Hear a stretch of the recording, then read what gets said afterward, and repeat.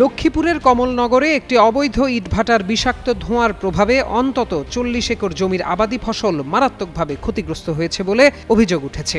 এতে ওই জমির কৃষকদের ফসল হারিয়ে পথে বসার উপক্রম হয়েছে। স্থানীয়দের অভিযোগ, সিভিসি ব্রিক্স নামে একটি ইটভাটার সৃষ্ট ধোঁয়ায় এই বিপর্যয় ঘটেছে। তারা জানায়, কয়েকশো একর ফসলি জমির মধ্যবর্তী স্থানে দীর্ঘদিন ধরে ইটভাটাটি তাদের কার্যক্রম চালাচ্ছে। নিয়ম অনুযায়ী ইটভাটার চিমনি ১২০ ফুট উচ্চতার হওয়ার কথা থাকলেও এই ভাটার চিমনিটি ৭০ ফুট উচ্চতায় নির্মাণ করা হয়। তার উপর ৩ মাস আগে ভেঙে গিয়ে বর্তমানে মাত্র ২০ ফুট উচ্চতায় পৌঁছেছে চিমনিটি। ফলে নির্গত বিষাক্ত কালো ধোঁয়া সরাসরি পাশের ফসলি জমিতে ছড়িয়ে পড়ছে, যার প্রভাবে ঝলসে যাচ্ছে ফসল। কেবল ফসলের ক্ষতি নয়, নিচু চিমনি দিয়ে নির্গত ধোঁয়ার কারণে এলাকায় শ্বাসকষ্ট ও চর্মরোগ সহ বিভিন্ন জনস্বাস্থ্য ঝুঁকি তৈরি হয়েছে।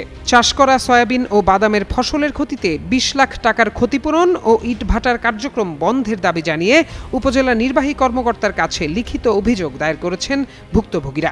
এ বিষয়ে উপজেলা নির্বাহী কর্মকর্তা রাহাতুজ্জামান যুগান্তরকে বলেন, অভিযোগের বিষয়টি খতিয়ে দেখে প্রয়োজনীয় ব্যবস্থা নেওয়া হবে। প্রয়োজনে পরিবেশ অধিদপ্তরের মাধ্যমে শক্তিশালী পদক্ষেপ নেওয়ার কথাও জানান তিনি।